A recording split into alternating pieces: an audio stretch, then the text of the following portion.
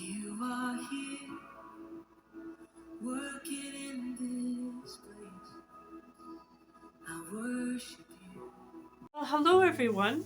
I'm going to continue with this topic from yesterday about this strong feeling that we humans have and sometimes uncontrollable.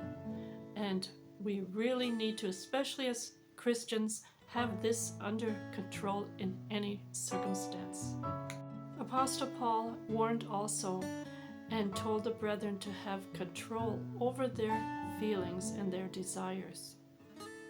There are a lot of evil women out there too that lure men and take control over the man's mind. Proverbs chapter 2, 16 to 18. To deliver you from the immoral woman, from the seductress who flatters with her words, who forsakes the companion of your youth, and forgets the covenant of her God, for her house leads down to death, and her path to the dead. So if you do not have boundaries, you're likely to put yourself in a danger zone or a dangerous situation.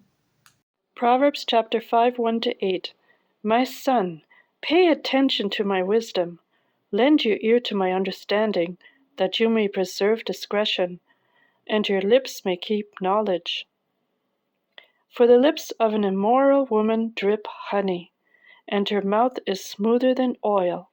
But in the end she is bitter as wormwood, sharp as a two-edged sword.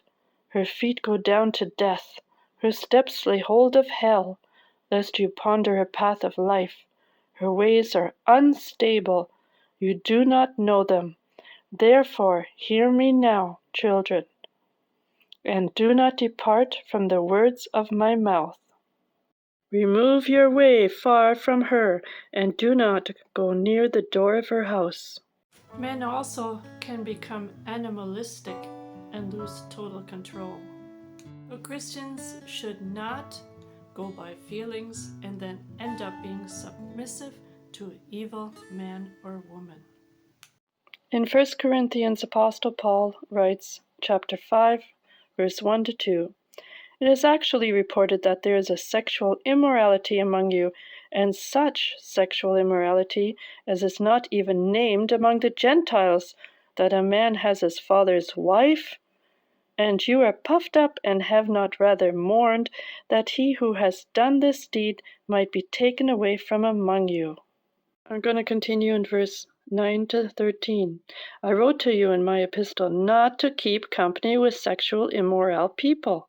Yet I certainly did not mean with the sexual immoral people of this world, or with the covetous or extortioners or idlers, since then you would need to go out of the world.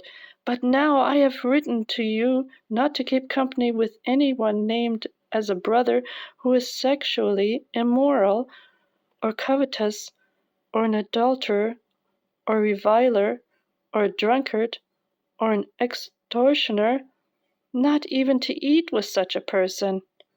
For what have I to do with judging those who are outside? Do you not judge those who are inside? But those who are outside God judges.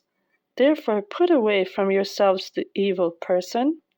Have boundaries and guard your marriage.